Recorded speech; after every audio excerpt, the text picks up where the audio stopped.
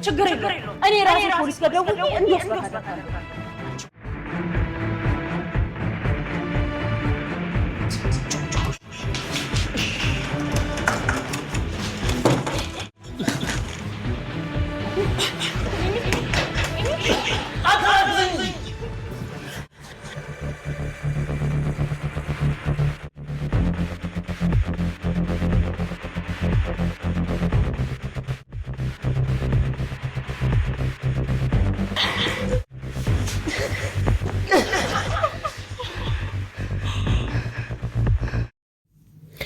ዝና በተስፋ መቁረጥና እንግዲህ በተስፋ መካከል ይገኛል። ቤተሰቦቻችን እንግዲህ ለረጅም ጊዜ ሲለፋ የነበረበትን ማለት ነው እንግዲህ የሚገርም ብር እበላለሁ ብሎ ሲያስብ የነበረበትን ዛሬ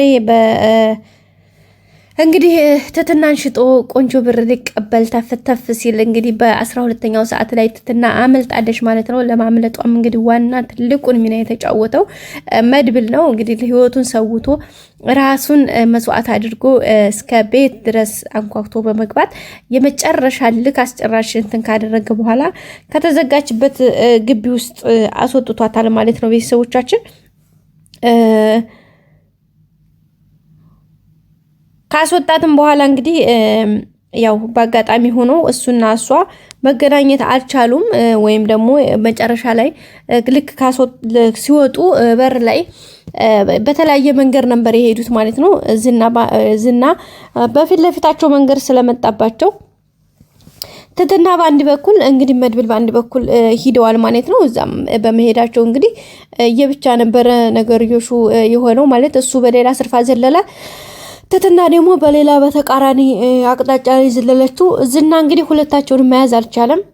ያው ሁለታቸው ዝና እንግዲህ ያወቀበት መንገድ ወይም ደግሞ ትትና እንዴት እንዳመለጠች ያስመለጣት ሰው ማን እንደሆነ ያወቀው የመጀመሪያው ያው እንዳያችሁት የመድብል የዋሌት ወድቆ ስለነበረ እሱን በማግኘቱ፣ ሁለተኛ ደግሞ የትትና ጊዜው የነበረችው የጠበቃው ስልክ እዛው አጥሩ ጋር ወድቆ ስለነበረ በሱ ስልክ እንግዲህ ከመድብል ጋር ሲያወሩ እንደነበረ አረጋግጧል ማለት ነው። በዛም እንግዲህ መድብል እንዳስወጣት ጥንቅቅ አድርጎ አውቋል ቤተሰቦቻችን። በዛም እንግዲህ በጣም ነው የተናደደው።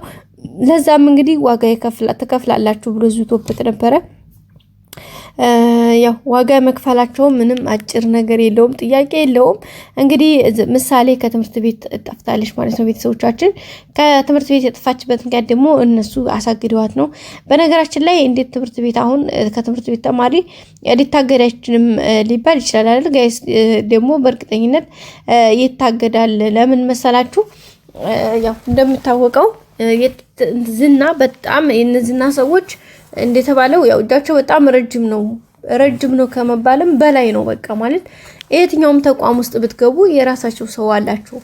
በዛ ላይ ደግሞ ገንዘብ እንደፈለጉ ስለሚሰጡ የዛሬ ሰው ደግሞ እንደምታውቁት ከህሌናችን በላይ ለገንዘብ አድረናል። ስለዚህ ዛሬ ሰው ገንዘብ ካገኘ ምንም ወደ ኋላና ወደፊት ወደ ግራና ወደ ቀኝ ብሎ የሚያቀማማበት ምንም አይነት ኮንዲሽን አይኖረውም ማለት ነው ቤተሰቦቻችን።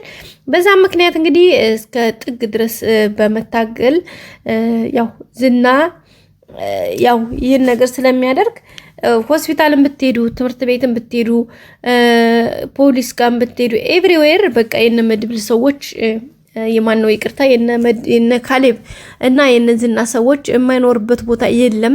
እጃቸው እንዳለው እንግዲህ መድብል እንደተናገረው በጣም ረጅም ነው። ምክንያቱም ገንዘብ ስላላቸው ለሁሉም ሰው ገንዘብ መክፈል ስለሚችሉ ገንዘብ ከከፈላችሁ ደግሞ ኤኒዌር በቃ ጉዳያችሁ ተፈጻሚ ነው። በዚህ ሰዓት ላይ በተለይ ሀገራችን ኢትዮጵያ ላይ ያለው ሁኔታ በዚህ መልክ ነው። ስለዚህ በዛ ምክንያት ያው እንግዲህ በፍራቻ ነበር ፊቱንም እንትን ሲሉ የነበረው። ያው ትትናን ማን ይቅርታ ምሳሌን አሲዘዋታል ማለት ነው። ምሳሌ ታግታለች።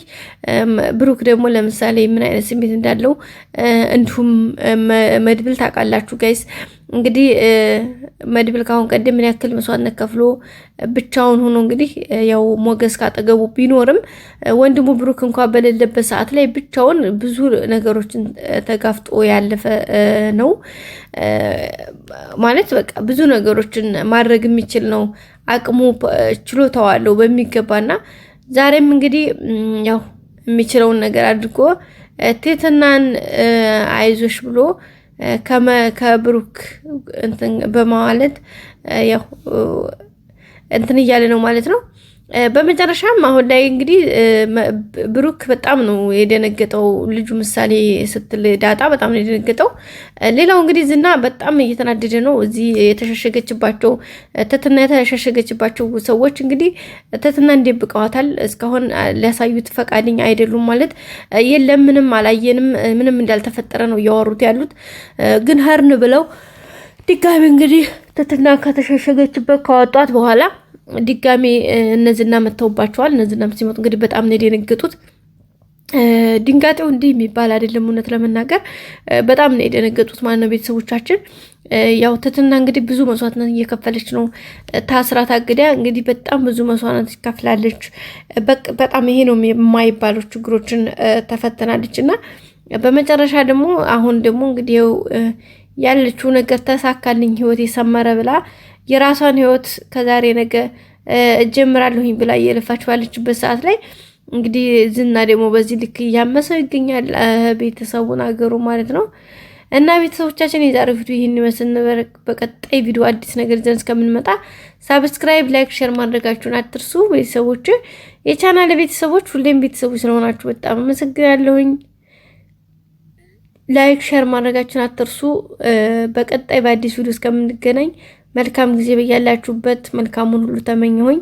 ላይክ የረሳችሁ ላይክ፣ ሰብስክራይብ ያላደረጋችሁ ደግሞ ሰብስክራይብ በማድረግ ቆዩኝ ባይ